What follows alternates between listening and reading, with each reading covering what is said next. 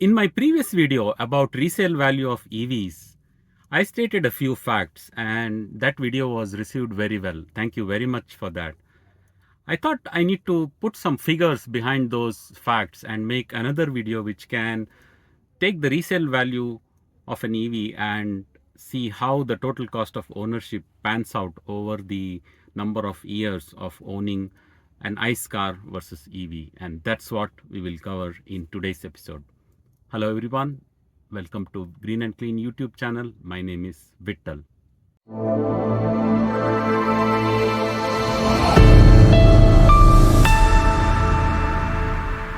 All right, it's going to be a comprehensive episode because we are going to deal with a lot of numbers today. I'm going to compare an EV car with just home charging, an EV car with only public charging, an EV car with only solar energy, also a hybrid, an ICE car, taking the total cost of ownership, considering the resale value of all these cars, right? So probably such content is rarely available. So it is going to be quite unique in my opinion. So do stay till the end. But before I start, please subscribe to my channel if you're not subscribed. Hit the like button, press the bell icon. For the rest of the episode, I need to do screen share. So let me go back to my computer. The parameters that we are discussing today are as follows. The yearly kilometers driven for a car is assumed as 20,000 kilometers. This is usually the battery warranty or the warranty terms that the companies give. So we assume 20,000 kilometers per year as kilometers driven. Then the mileage of the petrol car is considered as 12 kilometers per liter on an average. The mileage of EV car is assumed to be 6 to 7 kilometers or 6 kilometers per unit, even though the numbers are slightly more than 6 kilometers. The inflation rate of petrol is considered as 5% per year because the prices of petrol and electricity are not going to be the same as we do year by year calculations. And the inflation rate of electricity is also considered as 5% per year, even though these numbers may vary a little bit depending on the political situations in countries, but I'm assuming 5% for these calculations. And the maintenance cost of petrol car is considered as 12,000 rupees per year. Again, it may not be 12,000 rupees the first year, but over a period of, let's say, 8, 10, 15 years, I'm considering an average of 12,000 rupees per year. The maintenance cost of EV car is considered as 4,000 rupees per year. And we are also considering the tire life of a petrol car versus EV car. So I'm assuming here that every 50,000 kilometers you need to change the tire in case of a petrol car, and in case of an EV car, every 30,000 kilometers you need to change the tire. Even though these numbers for EV cars are not really proven because there are some EV cars where the tires have lasted much longer, but I'm just considering these parameters. And if you observe all the parameters, I am giving slightly softer parameters for the petrol cars and slightly hard parameters for the EV cars, meaning friendly for petrol and not so friendly for EV. So that's how these parameters are used. Moving along, the cost of petrol is considered as 102 rupees per liter, and the cost of electricity is considered as rupees 7 per unit. And now we are coming to the cars that we are going to compare. For the first part of this video, I'll be considering a petrol car versus an EV car. So I'm assuming a petrol car which is on-road price of 22 lakhs, which is including the insurance. I'm not taking an example of any model, any particular model. I'm just saying a car that is worth 22 lakhs. And for the same car in the same segment, an EV car could cost uh, a lot more, like 29 lakhs rupees. So I'm already considering a 7 lakh rupees difference between a petrol and EV car. Remember, these prices are on-road prices. That means it includes insurance, and we'll be using these numbers for the rest of the calculations. And the last part, the depreciation rates. So here I have a table year by year, what is the depreciation cost of petrol versus EV. In the case of petrol, I've gotten these data from the insurance company's baseline. So it is 15% depreciation after year one.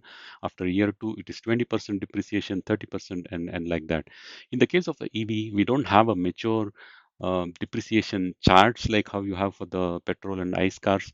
So what I have done is I have checked various websites where the EV cars are for sale and sort of arrived at these numbers. So these are not industry figures. I have created it based on some data, and I've added a lot more to the depreciation rate. So if it was 30%, I've added 10% more just because we want to really give some hard parameters to EV, right? So I'm considering after first year EV would depreciate 40%, and it is quite true in some cases, and it goes on like that, 40%, 40%, 45, 50. So after 4 years, I'm considering 50% depreciation. But after around 9 to 10 years, I'm sort of making both of them equal because realistically nothing is of zero value, right? So I'm just equating both these depreciation rates to the same levels. So EV cars put more depreciation in the first 4 or 5 years, and then it kind of tapers out. So that's how this table is. By the way, all these parameters are mentioned in the description of this video so that you can, if any of you are interested to do your own calculation, you can do so using Excel sheet or whatever you are comfortable with. I used a small computer program to generate these reports for me, and I'm just extracting it from there onto this slide. Cost of ownership is considering the service, the tire cost, the inflation, and everything. So it's quite comprehensive comparison. Now let's go how the calculation is done for the first year. I'll just show in detail the first year and then we'll go through the various years. So for the first year, when you drive 20,000 kilometers, let's see the total cost of ownership for that particular year, considering the resale value. So let's go one by one. So the purchase price, as we discussed, for petrol car, it is 22 lakhs, and for EV, it is 29 lakhs. The running cost for petrol car is coming around 1,90,000, and for EV car, it is coming around 40,000, 41,000 rupees. Now, this running cost includes the cost of the petrol, the cost of service, the tire wear out cost, etc., etc. So all of that being added here. And the resale value after 1 year for driving 20,000 kilometer, as per the chart, it is 18.7 lakhs for the petrol car, and in the case of a EV car, it's a hopping 17.4 lakhs is the resale value. So you buy a car for 29 lakhs and you are selling it for less than 18 lakhs. So it's very, very unfriendly territory for the EV car, even though I think it might sell for a lot more than this, but I'm just giving a tough situation for an EV car compared to petrol car. No, with this kind of a situation, if we see the TCO with resale, that is adding the running cost to the purchase price and subtracting with the resale value. So the first year, the total cost of ownership of petrol car to drive 20,000 kilometers is around 5 lakh 20,000 rupees, and in the case of EV car, it's 12 lakh, nearly 12 lakh rupees. So that's a lot of TCO in the first year, nearly 7 lakhs of difference, mainly because you bought a car which is 7 lakh more than the petrol car on the on-road conditions. So this is how the calculation is done. Now let's see how it looks for year two. So year two, 40,000 kilometers. The running cost is 3,89,000 for petrol car. In the case of EV, we are still at less than a lakh rupees, so 84,000 rupees. And the resale value, as you can see, 17.6 versus 17.4. And if you check the TCO with resale after 2 years, after 40,000 kilometers, it is still 8.29 for a petrol car and over 12 lakh for a EV car. So still there is a gap, a big gap.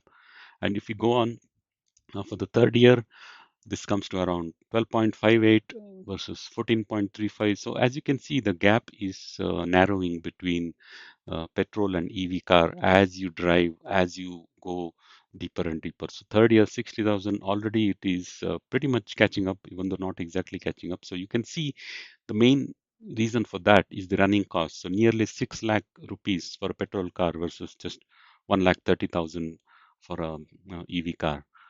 So one more year, year four, we have driven 80,000 kilometers, and the petrol car the TCO for petrol car is nearly 17 lakhs, and uh, for the for the EV car, it is 16.28 car. Actually, it is caught up now, almost pretty much. Um, it's the same TCO for both the cars after 4 years, 80,000 kilometers, even though you bought an EV car for a lot more price. And take a look at this running cost. So it's around 8.2 lakhs and still just 1.8 lakhs for an EV car. Now let's jump to 8th year. So 8 year, 1,60,000 kilometers. So this is usually the battery warranty for the EV car. So it is guaranteed that you still have a battery which is running and under warranty um, for an EV car. So the effective cost of ownership, considering the resale value, is 31.34 lakhs for petrol car, and for EV it is 22.79 lakhs. So already you can see around 8 to 9 lakhs of difference for an EV car's TCO, considering the less resale value or the perceived less resale value for an EV car. So that's where it makes some difference. And moving along for the entire 15 years, I'm considering 15-year 3 lakh kilometers as probably the life of both the cars. And you can see for the life of the car, which is 3 lakh kilometers, and for 15 years, the petrol car TCO is nearly touching 61 lakhs. And in the case of EV, it is just 35 lakhs. So there's a big difference of nearly how many? 25 lakhs for the TCO between EV car and a petrol car. Um, and you can see the running cost of a petrol car. So you bought a car for 22 lakhs and you spent nearly 41 lakhs to run the car for 3 lakh kilometer. And in the case of an EV car, for a 29 lakh rupees car, you spent under 9 lakh rupees for the running of 3 lakh kilometers. Of course, at this point, there may be a risk of a battery being completely degraded, or battery needs to be replaced for an EV car. But you see how much is the price difference here that can probably easily accommodate a battery replacement cost if it comes to that. Or if not, you just use the car for the life of the battery and just throw it away, because you have saved considerably a lot more money by going for an EV car. Okay, so that was the comparison between a petrol car and an EV car, assuming a home charging conditions. But what about hybrid cars? Because hybrids are more popular. What about EV cars with only using public charging? What about EV cars using energy from solar panels, right? So all these things are considered in the second part of this video. So we are adding some more parameters here. So let's look at those. So the on-road price of hybrid car, I'm assuming, is at 25 lakhs. So it's in between the 22 lakh price for the petrol car and the 29 lakh price for the EV car that I'm considering for this demo. So on-road price of a hybrid car is assumed as 25 lakhs. The mileage of hybrid car I'm taking as 21 kilometers per liter, which is what is claimed in most of the hybrid car manuals. So I'm assuming 21 kilometers per liter. And the cost of public charging in the case of an EV, I'm considering 21 rupees per unit. Even though this is on the higher side, there are public charging facilities where you pay anywhere between 12 rupees to 15 rupees, or much less than 21 rupees. But I'm considering the highest price, which is 21 rupees per unit.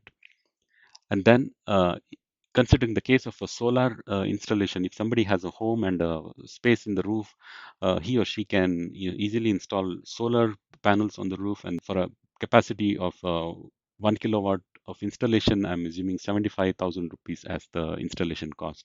The cost has come down. I think it's around 50, 55 rupees with all the subsidies, etc. But I'm considering again a higher value here, 75,000 rupees per kilowatt. So in these calculations, I'm going to calculate how much capacity of solar you need to install if you are going for a EV with the solar installations. That's why these parameters are presented here.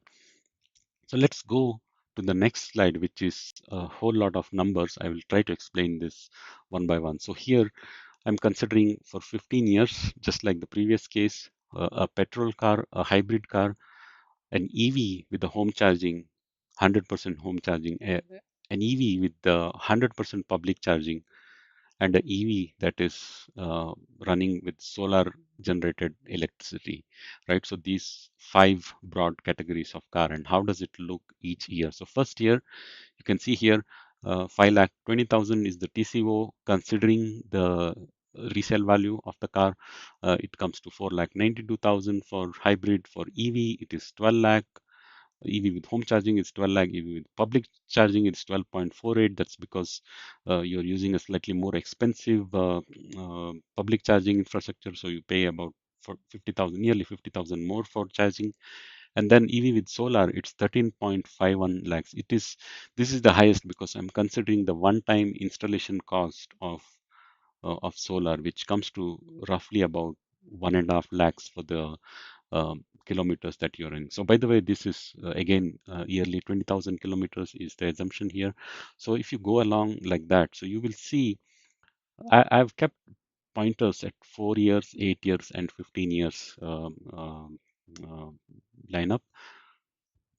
So at the end of 4 years, if you compare the cost, the total cost of ownership of all these different kinds of cars, you can see that hybrid is probably the least for with the TCO. So it's around 15 lakhs, and in the case of petrol, it's close to 17 lakhs, and EV is 16.28, 17 lakhs with solar, and 18.29 with the public charging. So there's not a whole lot of a difference in this TCO after 4 years. It's about a lakh or 1 to 3 lakhs difference between the various small, types of cars. Now, if you jump to the 8th year, you will start seeing the difference. So you are seeing for petrol car, it is 31 lakhs, 34,000 is the TCO, 26.18 for hybrid, 22.79 for EV with home charging, 27.25 for EV with public charging, and with solar, it's the least, 22.3 lakhs. So if you see, just look at the EV scenario, and if you see with solar and without solar, so you will take around about 6 to 7 years, after which you kind of gain with the solar installation. So the return cost of solar, or the return of investment for a solar panel with EV running EV cars is around 6 to 7 years with this example.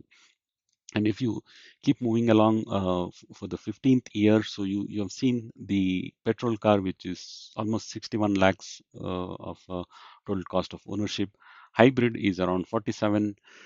EV is 35, 45, and 31. So you can see EV with solar panels. So it's beyond, say, 7th year, it's almost like free kilometers, free running for you, because you've already recovered the cost of the solar and you are running the car for free. And the solar panels come with 20 to 25 years of warranty, so you are good for the next 15 to 20 years after you take out the cost of the solar. So it's a clear winner here. So EV with solar panels for a extended period of time is a clear winner.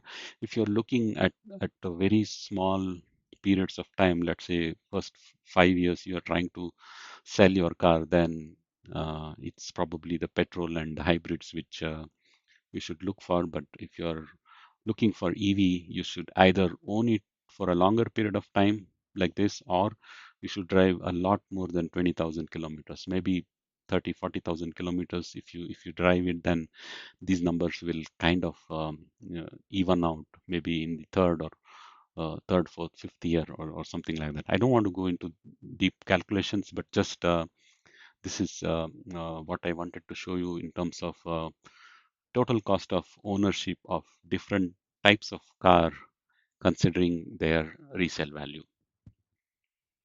All these calculations are highly subjected to how many kilometers you drive in a year.